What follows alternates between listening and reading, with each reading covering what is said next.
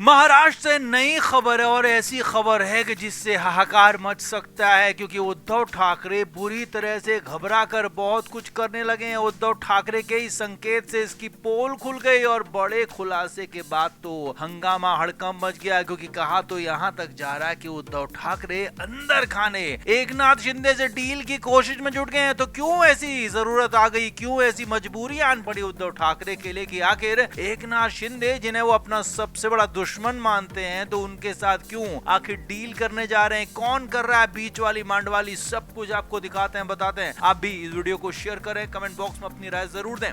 तो गुरुवार को उद्धव ठाकरे ने मातोश्री में मीटिंग की अपने विधायकों के साथ। 20 फरवरी की तारीख तय थी। कुछ विधायक पहुंचे, कुछ नहीं भी पहुंचे, कुछ ने बहाने भी लगाए, लेकिन हाँ, विधायक पहुंचे जरूर थे। तो वहां पर उद्धव ठाकरे ने अपने विधायकों से साफ साफ कहा कि हमें आगे लड़ना है, आगे बढ़ना है। अब यहीं पर उद्धव ठाकरे ने एक बहुत बड़ी बात कही। उद्धव ठाकरे ने कहा कि मैं झटका मैन हो गया हूँ। जैसे जापान में रोज भूकंप के झटके लगते हैं, तो वैसे ही विरोधियों के मुताबिक मुझे भी रोज झटके लग रहे हैं, तो इसीलिए मैं झटका मैन हो गया हूं। अब किसे कितने झटके लगते हैं तो आने वाला वक्त बताएगा। अब यहीं पर उद्धव ठाकरे ने ऐसा इशारा दिया कि जो एकनाथ शिंदे के साथ डील की खबरें दिखाने लगा। जी हाँ, ये बहुत बड़ी खबर आपको बता रहे हैं। उद्धव ठाकरे ने मातोश्री में हुई मीटिंग में अपने विधायकों से कहा कि हमें मिलजुल कर रहना है, बाला साहब ठाकरे का नाम आगे करना है, और शिवसेना शिंदे गुट के भी लोग अगर मिलते हैं तो उनको भी साथ लाना है, साथ लेकर चलना है। अब यहाँ पर ये तो कतई संभव नहीं है कि शिवसेना शिंदे गुट के लोग या कहें कि वहां के विधायक सांसद उद्धव ठाकरे गुट में आएंगे, क्योंकि वहां उनकी सरकार चल रही है। तो सरकार छोड़कर कोई भी विपक्ष में आना पसंद नहीं करेगा। तो ऐसे में उद्धव ठाकरे के बयान के मायने क्या हैं? क्यों कह रहे हैं अपने कार्यकर्ताओं से, नेताओं से कि एकनाथ शिंदे के कार्यकर्ताओं से, उनके नेताओं से खराब संबंध नहीं रखने हैं, उनसे अच्छे संबंध रखने हैं, उनसे मिलकर रहना है। तो ऐसा